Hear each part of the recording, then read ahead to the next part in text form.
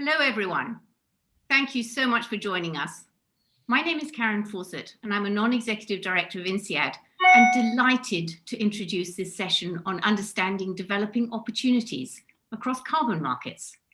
Can I say a huge thanks to Sunita from INSEAD's Center for Corporate Governance and Sunita Rajakumar, founder of Climate Governance Malaysia, for driving this session. This is the penultimate session of the inaugural Global Summit on Climate Governance, focused on non-executive directors, which are organized by the country chapters in collaboration with the World Economic Forum. This week has taken us on a journey from high-level views of the global climate challenges to really specific actions being undertaken by various industries. Now, this session is a little different and is a critical next step in the journey. How carbon markets are going to help your companies to offset emissions which cannot be eliminated in the right time frame. Also presenting opportunities to take us beyond net zero into drawdown. I'm delighted we have 5 of the leading lights in carbon markets to guide you through the opportunities and challenges. Lucy Tepler, Senior Affiliate Professor of Finance at INSEAD, is going to lead this debate, starting with a conversation with Bill Winters, Group CEO of Standard Chartered and Chairman of the Task Force on Scaling Voluntary Carbon Markets. We will then be joined by David Antonioli, CEO of Verra, running the largest voluntary programs for carbon reductions globally, and Ken Newcombe, CEO of CQuest Capital, who runs large-scale carbon reduction projects, and Bill Pazos, COO of Air Carbon, which is a carbon exchange based in Singapore. Now, here are the usual housekeeping items. You're all muted, but please use the Q&A box because we want a lot of questions for the panel. And we're recording this so you can watch this again. Now, we put some pre-reading, and I'm sure you've all read the task force report and can't wait to hear more about it. So let's go straight to Lucy and Bill. Okay, hello, Bill, and welcome. Thank you very much for joining us to kick off this panel on carbon markets. You are, of course, Chairman of TSVCM and Group CEO of Standard Chartered, who provides capital to many businesses around the world that are currently thinking about, or in fact have embarked upon, their transition to net zero. So thank you. My first question to you concerns the final recommendations from the task force on how to strengthen and scale voluntary carbon markets that were recently published. So for you, what do you consider to be the most important next steps in terms of translating those recommendations into real action? Yeah, in many ways, the most critical next step is a previous step, which is for, if you look at our reports, what we say right up front is, number one has to be corporations reducing their emissions to the greatest extent possible. Second is reporting the emissions along the way. And third is using offsets to help to deal with those hard to abate sectors or the rump. So the most important thing is that companies actually articulate quite specifically what their net zero commitment is, publish their plan for how they intend to do that, in addition to how they're going to report that. And there's some really thorny questions around reporting, not least in the financial services sector. I mean, what is our emission profile that comes from a steel mill or a steel company that we finance? This financed emissions question is very thorny. But the most important thing is to solidify the net zero commitments. In terms of the carbon market specifically, it's getting agreement on what we've called the core carbon principles. And we made recommendations in the report. We're carrying on. So the task force issued its final report in January, but we're going to issue a second final report in July because we're taking this effort to the next stage. And the thorny question of what gets included and what doesn't. And what we're determined to do is to have a very high quality set of criteria to avoid any of the accusations of greenwashing that have characterized the carbon offset market historically. And we think that there's a critical role for the carbon market to play, and having a super high quality agreed set of criteria for inclusion in those core carbon contracts is the most important step from here. Thank you. So precisely on this point of greenwashing, so carbon offsetting is obviously not without its critics. And one area of concern is that carbon markets could de-incentivize companies from taking the necessary action to address their own greenhouse gas emissions. So what specifically in the task force's recommendations addresses these concerns? You know, I think people that are making net zero commitments are doing so because pressure from their own stakeholders. Now, in many cases, the stakeholders are themselves, the board or the employees, but in many cases also it's the owners. And the owners are becoming more and more vocal. So on our task force, we have a number of the largest investors in the world, in addition to the two of the big investor consortia, the Net Zero Asset Owners Alliance, for example, which represents $50 trillion of AUM or something like that. And they've got a very specific set of criteria for the companies that they have in their portfolio. They want a net zero plan. They also want to see evidence of progress, specifically by 2030, because we know that doing all of your good work in the last 10 years of this 30-year period will not get us there. We have to do actually the heavy lifting in the first 10 years of that period, which can really only be done through substantial reductions, can only be done economically. So we have to have the focus on reduction outright first. And I think the stakeholders are pressuring for exactly that. So I'm not too worried that the offset market is going to be used excessively as a way to avoid doing what you have to do fundamentally. But we also know that the price of the carbon offsets is critically important. And if you look at some of the contracts that exist in the world today, the price of carbon per ton is down in $2 or $2.75, which no one thinks is the right price to get to that answer of a net zero planet by 2050. If you look at the European emission trading scheme, which is now trading at $45 or so a ton, that feels a little bit closer to what's appropriate. And if you ask Bill Gates what the right price is, he might say $200 a ton, because that's what it costs on the margin to get this stuff out of the atmosphere in a permanent way, so permanently sequestered. So part of the key to shifting of ensuring that we don't have companies that are over relying on offsets is to get the price up. And the way to get the price up is to set a very high quality threshold for what's a qualifying contract. And in order to have a high quality emission reduction, it's going to be more expensive. And that will give a pretty big incentive for people to reduce their own emissions rather than relying on the offset market. Thank you. So just one final question. This panel is aimed at non-executive directors. So what advice would you have for non-executive directors that are just starting out on their carbon offsetting journey? I think the non-execs have a critical role to play because, of course, in many ways, they are the intermediaries between the owners and other stakeholders and the management of the companies. Management has inevitable pressures on hitting earnings targets and P&L, and I'll say not just pressures, but also distractions. The non-execs can insist, and in fact, will be under pressure to insist that the net zero transition plans that their companies are undertaking are credible, that they're verifiable, that they're consistent with the company strategy. I think this is a classic case of a need for the board of directors of a company to take the medium and long-term view to complement the inevitable pull towards shorter-term views that come from a management team, in particular in something as difficult as a net zero transition. Great. Thank you very much for this opening to the panel, and thank you for your time. It was a pleasure. My great pleasure. Good luck with the panel. Thanks. Thank you. Okay, hello everybody, and welcome now to the live panel.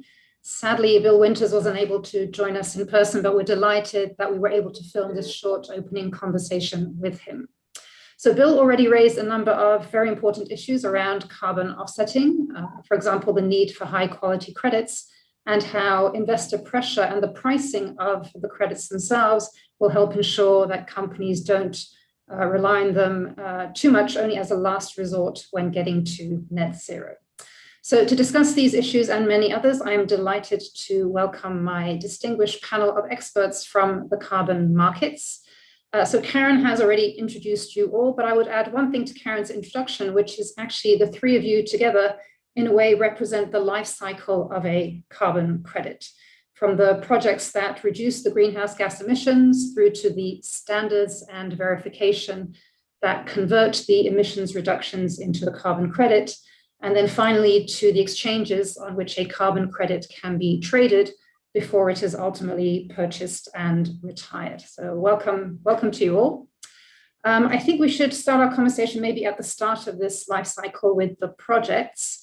So Ken, my first question is for you. You are a pioneer of project-based carbon offsets, having launched the first carbon fund at the World Bank, I would say over 15 years ago. Now at CQuest Capital, you focus on clean cook stove projects. So this is one of many types of carbon offset projects. There are others, so they can focus on avoidance or removals of greenhouse gas emissions. Some projects are nature-based, others technology-driven. So how should companies decide amongst this quite wide array and possibly confusing array of possible options, bearing in mind that their choice does actually ultimately drive what happens in the real world and which projects get funded? Yes, that's an excellent question. Thanks very much, Lucy. There is tension in the market between mitigation and removals, and it's a healthy tension. And in my company, we are pioneers in the global regenerative agriculture soil carbon part of the removals spectrum. But I think there are opportunities in the energy sector, energy end use and supply, which are really important for non-executive directors and net zero companies to focus on. I mean, clearly everybody's going to be concerned about price. That goes without saying. But along with price comes the reputational risk of what you're investing in. What is the credibility of the projects that are underlying the emissions reductions that you're going to stake your net zero targets around? What's the integrity of these emissions reductions? And I think it behooves companies to think about the market power of their investments in terms of what kinds of permanent transformations they can give rise to through using their very flexible and special source of capital, which in the developing countries, is a new and additional source of capital, which is emerging to be significant in terms of the total flows of capital to development finance. So I would suggest you think about, first of all, giving your dollars to the least developed countries and the poorest communities where they will have the greatest impact. For example, if you can give through clean cooking a woman an extra hour to 2 hours a day in her busy life, if you can free up time for girls to go to school, if you can significantly reduce the burden of disease from inhaling smoke over open fires, which is the lot of 3 billion people in the world today, then I think you should give that serious consideration. I would also say everybody will be looking at what you do, and they will be asking about, when you say I'm making a difference on the ground, well, how do you know that? So I would also recommend that you avail yourself of third-party verification of the development outcomes, the sustainable development contributions. And fortunately, the tools exist for that. SD Vista of the Verified Carbon Standard has a highly credible third-party verification process that allows you to staple these SDG contributions to your carbon. So I'd plead with you to think carefully in terms of transformation and impact as you make your decision. Great, thank you. So maybe one quick follow-up question on that. The TSVCM has, in their most recent report, suggested that corporates may want to purchase carbon offsets from within their value chain to therefore help abate their Scope 3 emissions. Do you think that's a wise suggestion? Yes, I do. And I think, interestingly enough, it leads to something of the same conclusions. For example, we're in partnership with a major oil company with significant net zero contributions. And like many countries in the extractive industry sector, many companies, they're extracting oil and gas from a very poor country in Africa. Like many, there are mining companies, there are companies that buy raw materials like cotton. It's not inconsistent for those companies to say, I'm going to further legitimize my contribution, my presence in these economies by using a broader view of their contribution to the energy sector by transforming the way in which people cook or the way in which they are getting their energy supply. So I think that there's a clever way of doing that by also being transformational. Thank you. So as important as the choice of the project is then the assurance that the greenhouse gas emission reduction has actually occurred. So over to you, David. You are CEO of Verra, which is a leader in developing and maintaining standards for carbon offsets for various kinds of projects.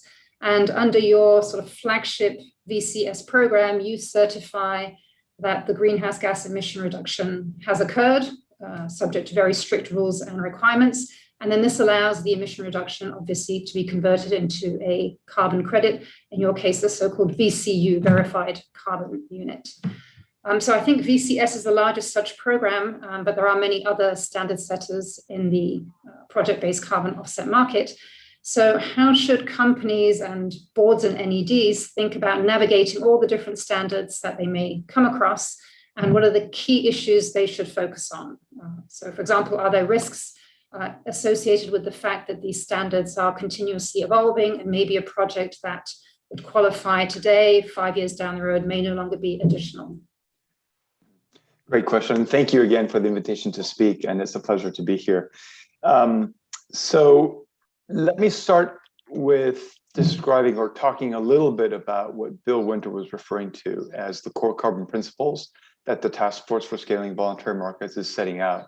And I think that's going to be very helpful. So your question to Ken about, well, how do you start navigating this?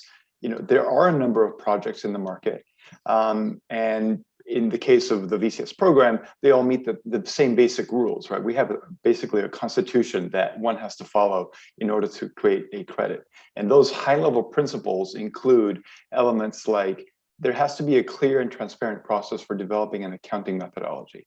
And the accounting methodology, for example, is the list of parameters and data and processes you need to gather in order to demonstrate that you've actually reduced emissions. So in a cook stove project like Ken described, you can imagine the accounting methodology is very different than a project where you're planting trees, or it's very different from a project that's capturing landfill gas and destroying it. So those accounting methodologies, of course, are really critical, and they need to meet certain criteria, again, following the Constitution, right? They need to make sure that the projects are additional, meaning they're beyond business as usual, that the carbon finance really made the project happen. They need to be permanent. In the case of a project that's protecting forests, for example, you need to make sure that if the forest is cut down, that the reductions achieved are actually or have value in the market. And the way to do that, the way we've pioneered addressing that particular risk, is by creating a buffer pool where a project is required to set aside a certain percentage of the reductions they achieve into an account that is then used whenever there is a reversal, is what we call it. So they need to be permanent. Another key principle is that they need to be verified by an independent auditor. So we also then have a set of rules and procedures that enable auditors to make sure that they have the proper training, that they have the proper accreditation, that they deal with conflict of interest, and that we have the oversight over them when they do their work. So that's another key thing that you need to look for. And then finally, there needs to be a transparent registry where all of the information is listed. Now, one thing that the carbon market doesn't get credit for is that it is incredibly transparent. I mean, you can go to the registry and find out anything you ever wanted to know about any project. You can find out all of the auditors' reports. You can find all the project documentation. You can find how many credits they've issued. You know, there's a lot of information. So it's incredibly transparent. So those are the kind of what Bill was referring to as the core carbon principles. Now, there's two more things that you need to look for, which is the organization managed properly? What's the governance around the organization? Does it have a proper board? Most of the time, we think it should be a government or a nonprofit entity so that there's no incentive to basically make money, but the incentive is around the mission, around making sure that the credits have value.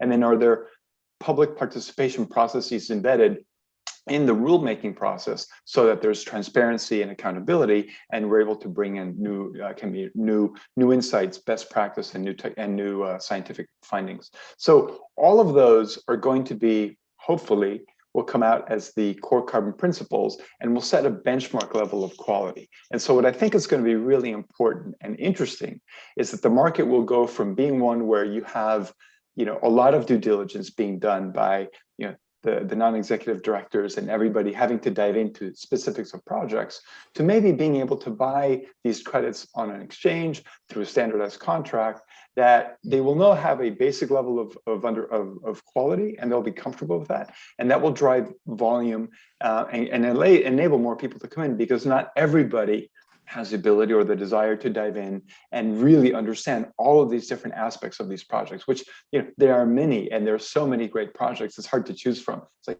going to a restaurant and finding that your favorite restaurant, there's, too many items on the menu. Where do you start? So again, the core carbon principles and the standardization that's evolving will be really useful for that. Wonderful. So also maybe talking about the evolving standards, how do you see the role of technology going forward? There's a lot of discussion around how this could change the verification process. Yes, no, very exciting, right? So the improvement in remote sensing and data management, AI is going to be really interesting. We're actually embracing that pretty significantly. I think it will have an impact on the verification. In the end of the day, though, there needs to be that independent verification. And as those systems evolve, we'll see how that plays out in terms of the actual verification that has to happen on the ground.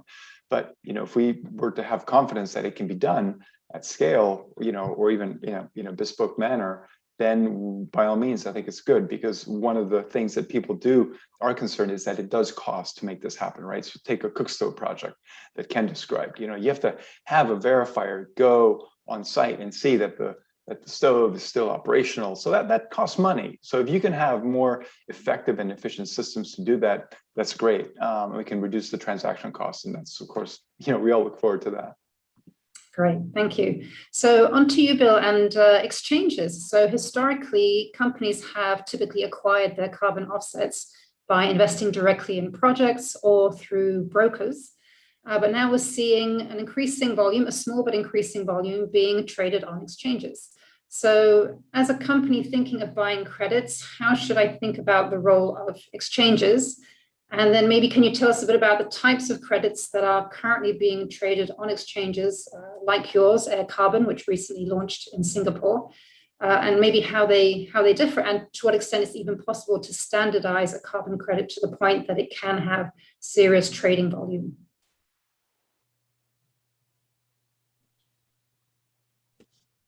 Thank you so much for having me. I had to do the unmute button. I guess that's something that happens with Zoom all the time. Anyway, your question regarding standardization and what we bring to the table, I think if you look at the market, what we're trying to do is to bundle projects around market demand. There are certain buyers out there that have an interest in, for example, removals, or there's certain buyers that are more sort of skewed towards nature-based solutions. And so we try and figure out where that demand lies, and then we accumulate carbon credits and create a standard around that market demand. So I think it's one of the things of the task force is that they want to create this core carbon contract. That's a very difficult sort of road to travel, because at every turn you are dropping someone off. You're basically saying, well, you don't quite make the grade. And then what ends up happening is you end up with a core carbon contract that fits the definition of a certain segment of the market. Hopefully it'll be big enough that it will drive demand, but potentially it could also alienate too big of a group and then create fragmentation in the market. So what we're trying to do is to identify the clear sort of demarcations of interest in the market and then create standards around that. And our biggest sort of contribution to the market is that we bring absolute transparency. So if you said, what's the price of, a nature-based solution, it's debatable. People could actually have an entire conversation, an entire webinar around the actual cost or price of nature-based credits. However, once the market develops around a standardized price, all of a sudden you have a very visible price. The second thing that we bring to the market, which is actually, I think, is the most crucial thing, is that we all know as a unit, as humanity, that we're moving into a carbon constrained world. There's trillions of dollars sitting in the hedge fund industry, and that hedge fund industry typically looks how to direct their investment dollars in order to sort of bet on the future, right? So how do you go long carbon credits in today's day and age? The decision has to be made on a project by project basis. So buying a carbon credit is no different than buying a sailboat. So if you're running a large portfolio and you want to go long carbon assets, it is very difficult to do so unless you hire a huge team and have huge institutional sort of knowledge within your base. What we're doing is, by accumulating carbon credits around market demand, we're allowing for these institutions to go long carbon credits. And in doing so, we're going to create upward pressure on price. And upward pressure on price is going to bring more investment dollars into projects. It's going to give a clear price signal to the market, and that's going to allow for investment dollars to come in and finance climate mitigating projects. So we're part of the solution. We're part of bringing transparency and liquidity to the market. Great. So if I understood correctly, you currently have about 4 different types of carbon credits that trade on air carbon, right? So yes. Down to 4. So actually, maybe just to follow up on my first question. So if we're thinking about non-executive directors, how should they be looking at that entire spectrum from your carbon credits that trade on an exchange versus investing directly in a project or purchasing carbon credits from a broker? So where does the exchange fit in that sort of spectrum? Well, I think there's room for everything. You know, just like any other commodity market out there, you know, there are different levels of specialization. So if you want a very sort of you know, bespoke kind of coffee bean, you probably will need to go through a broker as opposed to going through a commodity exchange. So think about a sort of very bespoke kind of carbon credit that addresses all of your concerns, right? So, you know, touches on 4 or 5 different SDGs that you're very concerned about, you know, be it, you know, poverty mitigation or, you know, women empowerment or whatever it is. Or it addresses a specific part of your sort of value chain. So in that case, I can see a room for brokers and for brokers to, you know, charge for their work. Where I see a problem is where commoditized carbon credits are having to drop 10, 20, 30% commissions on brokers simply because there's opacity in the market. And so that's where we sort of come in. We sort of are trying to destroy that opacity and create transparency. Thank you. So on pricing, which you've just addressed, then obviously this is a key issue in this market, and Bill Winters already had a few things to say about that. So how do you, maybe David and Ken, you can jump in here, how do you see the price evolving in general, and what is going to be the main driver? Is it supply versus demand of carbon offsets, or is it other carbon prices out there like carbon taxes, or maybe something even to do with TSVCM? Ken or David, either of you? I think, you know, we don't track pricing, but I would expect it to increase. I have seen some indications that prices are increasing. There's increasingly more demand, so you would expect that prices are increasing. And so I think that, you know, and I think, as was mentioned earlier, we do need the price to increase, because it will provide more incentives for more projects. Excellent. Ken, do you want to add anything on the pricing of?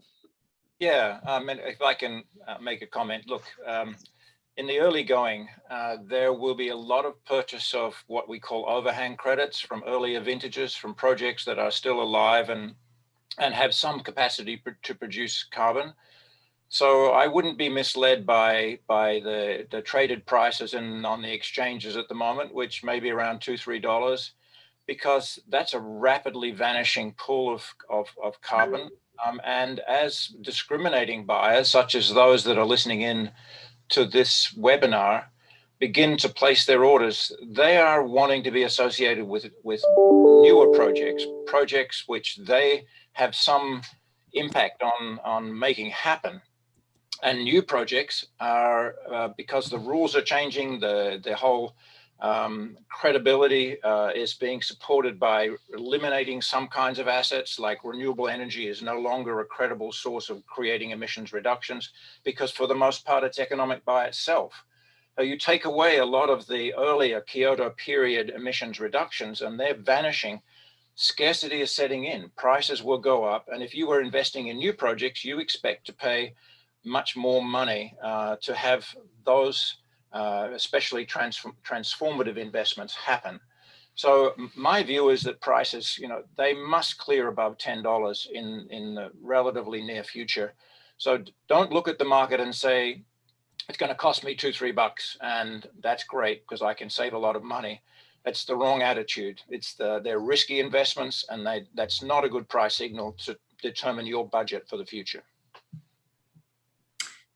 So something David said earlier has prompted a bit of discussion in the Q&A, so maybe we can loop back to that. So David, you said you prefer the owners of projects to be governments so that there is no profit motive. So there was some questions about whether it was a misunderstanding that you had actually said this. So if you'd like to comment on that. Yeah, thank you. No, yeah, I think I may have misspoken, but what I meant to say, or what I did say, was that the owners of the bodies that manage the greenhouse gas programs or the standards, that's what I said should be governments or nonprofit entities, because we as a standards body should not be incentivized to make as much money as we can, right? We should be incentivized to make sure that the credits have quality.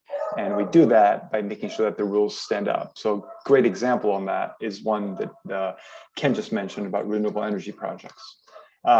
So in the past, sorry, my dog is barking. Why don't you come back to me? Maybe let Ken answer this question and come back to me. Over to you, Ken. Yeah, well, I mean, yes, David was about to say that the verified carbon standard, along with some support from other carbon standards, has said, look, it's now fully economic to do almost all kinds of medium to large scale renewable energy. Why would you allow anybody to get emissions reductions just because they're climate friendly, just because they're replacing a fossil fuel? All across the board, there are a set of rules that are evolving to enhance the credibility of the emissions reductions you buy, for you to understand that they are real and additional.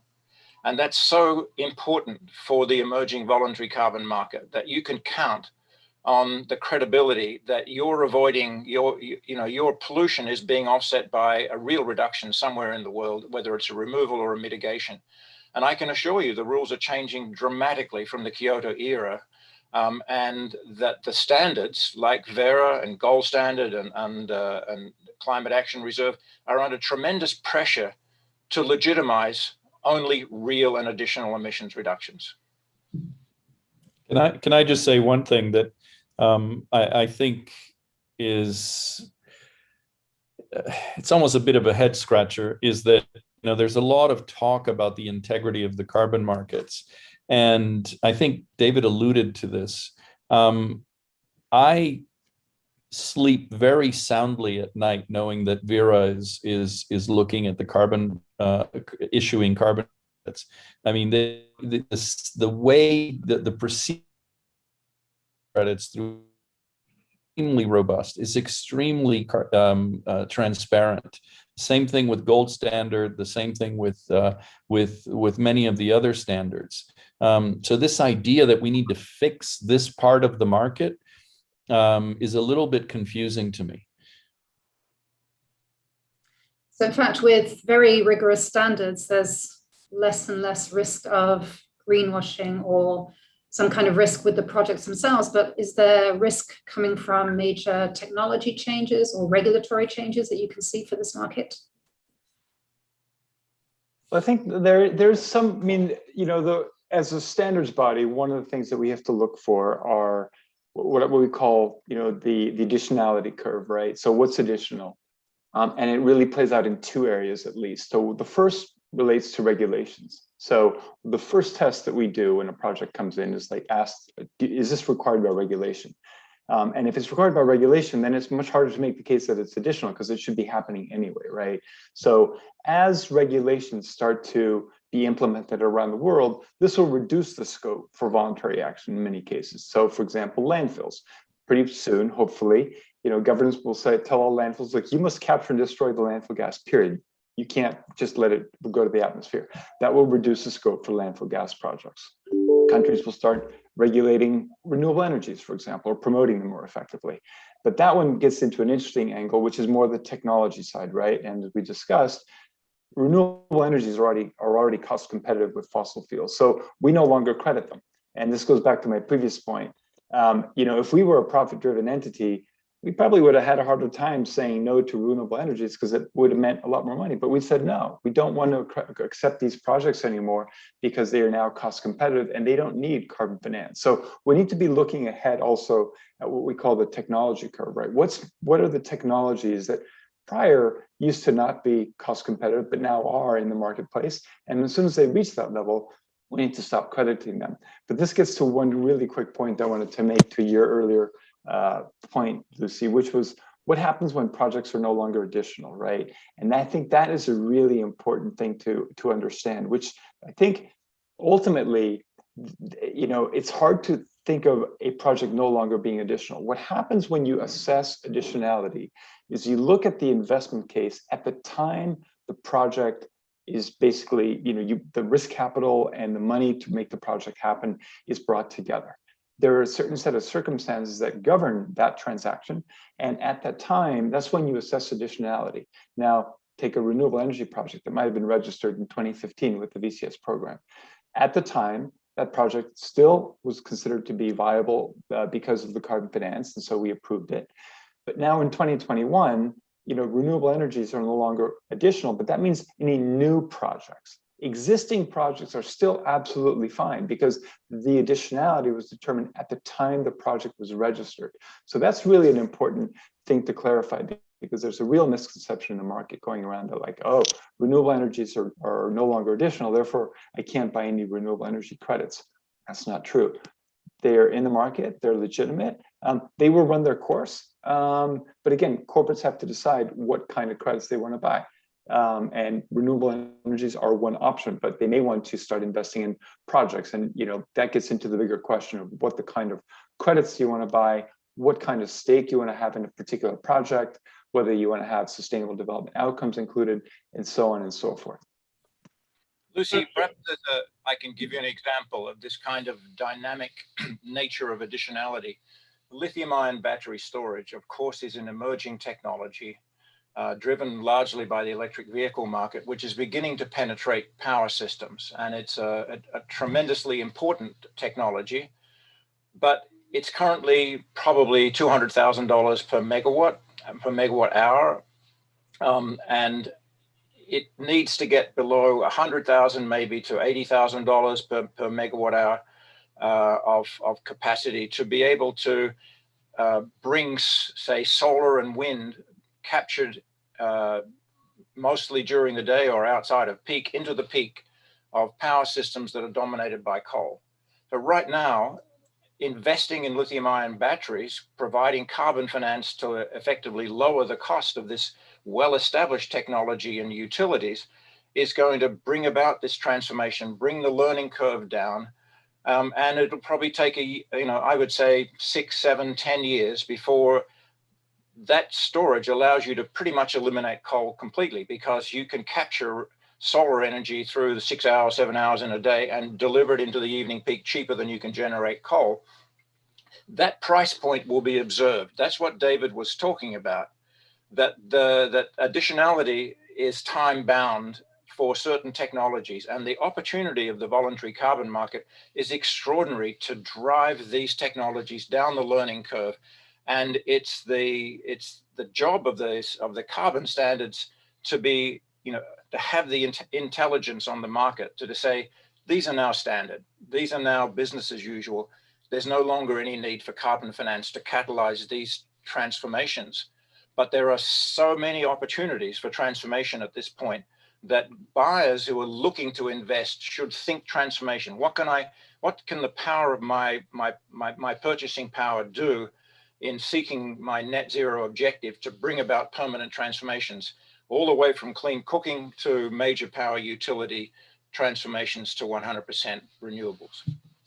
So actually on this point of the transformations, obviously we've talked a bit about verifying that the emissions reductions is happening, but how do we measure correctly, consistently, transparently those sort of co-benefits of these projects? So that's a question for you, David, but also then Bill, in terms of packaging it in a exchange traded carbon credit. Well, so again, you need to have a set of independently established rules, and that's what we do under our climate community biodiversity standards and our sustainable development and verified impact standard that Ken referred to earlier. So you have to have a set of rules, right? Again, you need independent auditing, you need to have clear documentation, you need to have clear verification of the outcomes on the ground, and so that's how you do that. The interesting thing about sustainable development outcomes is that they're so varied. And so we've started with a process that allows for bottom-up accounting. So you can identify what are the interventions you're going to do and then measure the outcomes. So maybe, in the case of cook stoves, what's the impact that this is going to have on women? And so you'll then figure out from an accounting perspective, document what the benefits are that's being generated through the provision of the cook stoves, and then you can document that.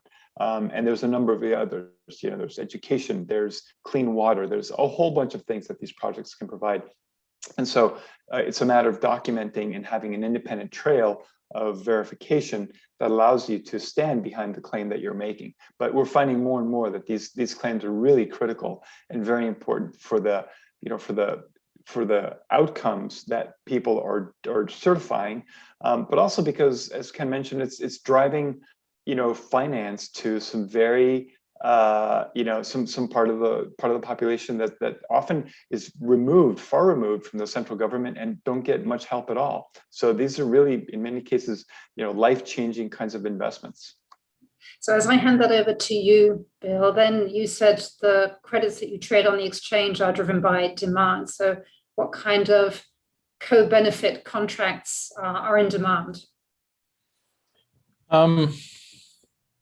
Well, I sort of can pick up where David left off, in the sense that one of the things that happens is that there is a certain interest in driving dollars towards projects that also address increasing numbers of sustainable development goals. So there is this sort of notion in the market that that there is a premium to be paid in order to drive dollars that way. Where we sort of fall in the equation is allowing transparency to come to bear on that price.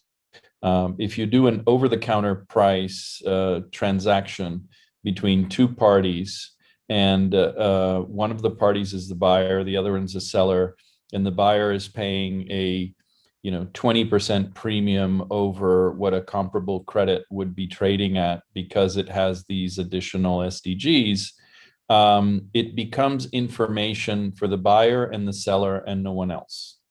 So by securitizing credits around market demand and publishing the prices on a transparent platform, you're making that sort of you're bringing democracy to the to the price discovery, right? You're creating price discovery, and in doing so, you're helping not that one project that was able to find the correct person to pay them that premium, but you're allowing everybody else on the fringes that has similar projects to say, you know, is worth a little bit more because I have this differentiator. And so that's I think our biggest contribution to the game. So this prompts me to consider the idea of disclosure. So obviously there's a lot of talk about disclosing plans for getting to net zero and a lot of detail. So what do you think companies should be disclosing in terms of their carbon offsetting? Well, for one, I think they definitely need to disclose what kind of carbon credits they're buying. You know, if you go to the other side of the spectrum, you can go into Verra's website and see all of their projects. You can comment on them. You can, you know, literally full transparency on the offer side. On the buy side, things become a little bit more opaque. There are a lot of companies out there that are taking advantage of the cheap cost of grabbing headlines and not really paying attention to the underlying sort of integrity of the credits that they're transacting in. So as a non-executive director, I think the one thing that you should focus on is actually making that decision in terms of what carbon credits your institution wants to buy. And it's a decision that actually only needs to be made once. I find that a lot of corporates right now are making that decision on a project by project basis. And frankly, I believe that's a bit of a waste of time. They should sit around a table with all the different stakeholders within their company, and they should agree on a certain quality standard that they want to put their brand to. And once they do, then they should let the Treasury Department go out and fill the void. That's actually not the way things are happening today. So David or Ken, do you want to? Yeah, I would add one thing, which is that, you know, I think offsetting is really important. It's a great opportunity, but it does need to fit in within a broader strategy, right? If you're just offsetting, you know, we're not going to move the needle. We need companies to really take on a decarbonization pathway. So they need to figure out what they can do internally to reduce their operational footprint, and even try to reduce as much of their scope 3 emissions as possible. And then in today's world, there is a limited amount of what you can do. You can't really go to zero, absolutely, with today's economy and the fact that we still all rely in some cases on fossil fuel power and other sources of and other elements of our lives that imply the generation of greenhouse gas emissions. So companies need to take a serious effort at reducing their internal footprint, but that's when carbon offsets can be a really critical part of a broader strategy to decarbonize. Yeah, Lucy, I think I come down in between the current important drive to add liquidity in the market through the evolution of exchange traded quality carbon and the bespoke over-the-counter trades, because I see so many companies who, as you mentioned earlier from the Winters Carney report, are motivated to look down their supply chain and see how they can create offset opportunities which support, legitimize, and improve, the productivity and efficiency of their supply chains. And I think that's a hard ask for an exchange traded product if that's their ambition, and it's a legitimate ambition. I come back to what I mentioned in passing earlier, that we have inquiries from a company who is investing in organic cotton growing from smallholders in Africa, and they want to have carbon neutral organic cotton. products in the market with a carbon neutral label on it. And so they're coming to us and saying, you know, we know that you're providing or can provide clean cooking services, ventilated kitchens and improved cook stoves to our smallholder cotton growers. Can we have a conversation about that being the source of our carbon neutral objectives? So it's a little hard for somebody to go to an exchange traded, even an exchange traded product with several SDGs stapled to the carbon and know that that's what they're getting. So I see there will always be, for the larger buyers, the need to be designing their project specific to their needs and their industry to be able to add value, enhance value through the process of buying emissions reductions.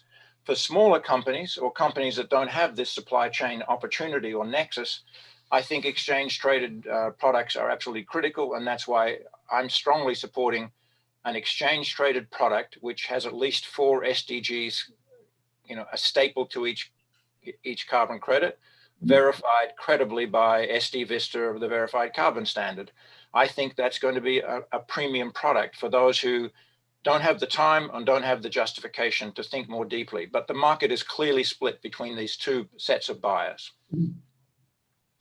Thank you, Ken.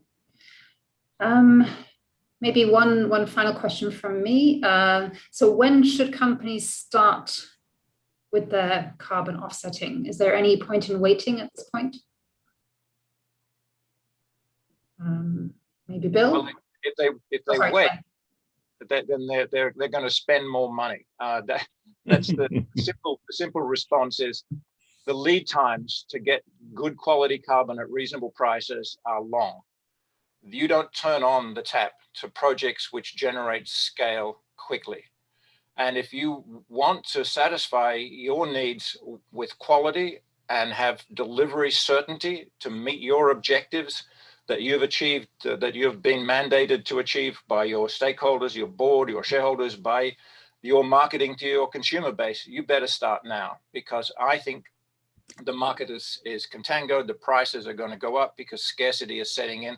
And we see that in the movement in the exchange traded products today. Things are just getting, like in the last 6 weeks, the price of Corsia carbon went from like $1.25 to $2.50.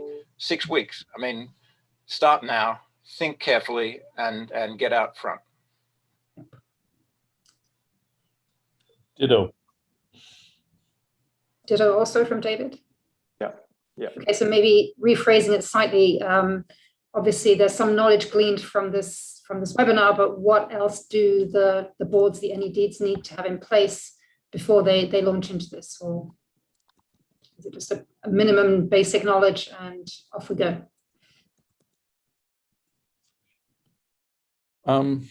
I think, you know, what David said at the beginning is the main is really the main sort of litmus test for any carbon credit, right?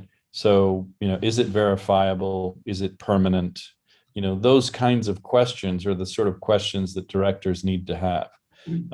If you can answer the question that, you know, would this project exist in the absence of carbon credits? If you answer that in the affirmative, that's not a carbon project, right? If you can monitor the savings, then it is a carbon credit. But if you can't, it's not. And if you can't then verify that happened, then again, it's not a carbon project. So I think, you know, director standpoint, you know, 40,000 view, those are the main sort of tests to have. And then you can overlay the sustainable development goals, right? Because there's so many great projects that do fit those 3 characteristics. And then you overlay where your interests are. So if your industry is very sort of focused on, I don't know, on children, then you can, you know, make a big focus on that and so forth. Okay.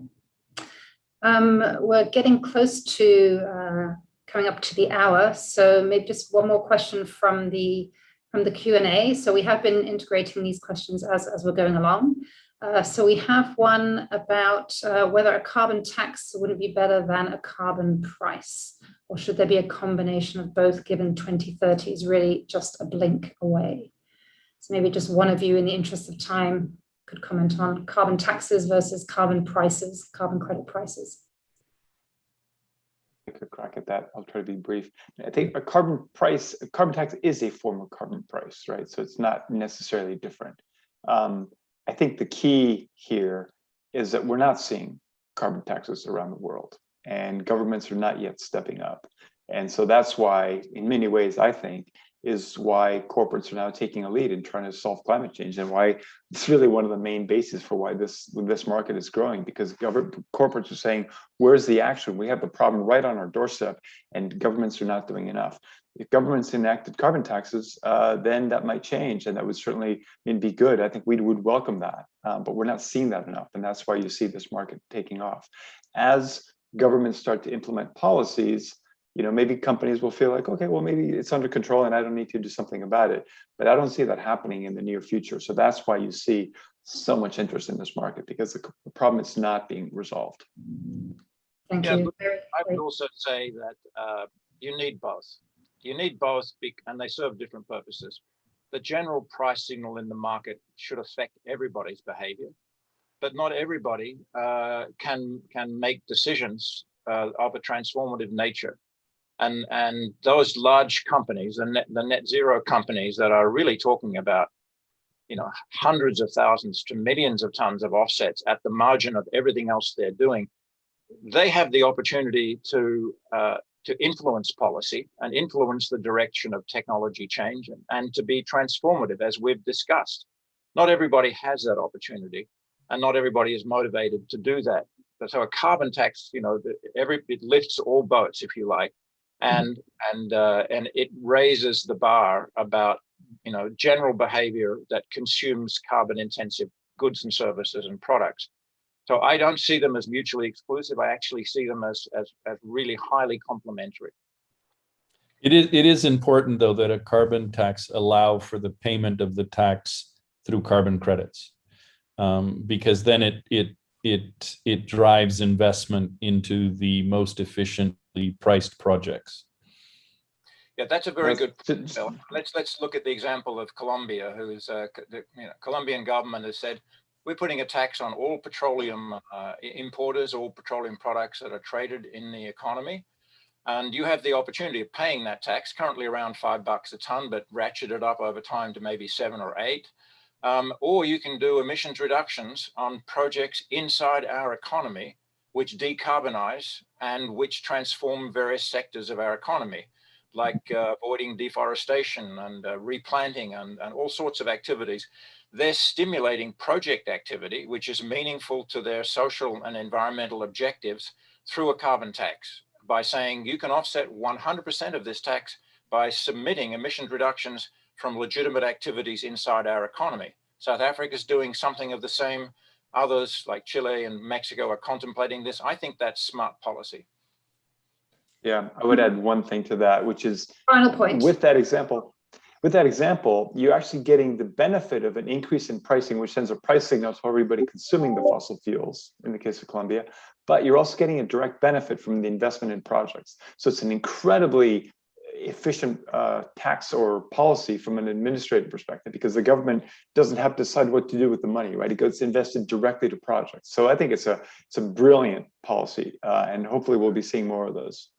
Excellent. So let's finish it there on this very positive note.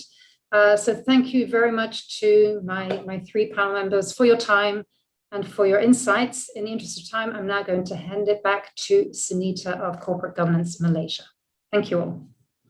Thank you so much, Lucy. What a great session that was. My name is Sunita Rajakumar. I'm the founder of Climate Governance Malaysia. This has been a most fascinating conversation on such an important emerging market, this alternative asset class. It's going to be a crucial lever in the transformation of many businesses when they are trying to deeply embed sustainability into the DNA of their business. There is a need for high quality credits, and one area of concern is that carbon markets could could lead to necessary action to address their own greenhouse gas emissions. Today is the final day of the Global Summit, and I would like to encourage all of you to visit the Climate Governance website next week to catch recordings of the sessions, because they have been highly informative and packed with valuable insights, which every non-executive director needs to be aware of. Some sessions and blog posts will also be available on the Climate Governance Malaysia website. We all recognize that climate risks are hugely material. The energy transition, which the world has committed to, is rewiring our economic DNA. It's hard to see how any sector is going to be untouched. So we would encourage every non-executive director to be part of this conversation and to support the Climate Governance Initiative.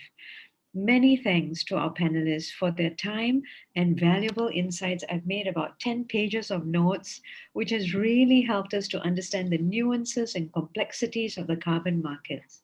Starting from Bill Winters for his keynote, David Antonioli, Ken Newcombe, Bill Pazos, and of course our great moderator, Lucy Tepler, who has spent hours preparing for this.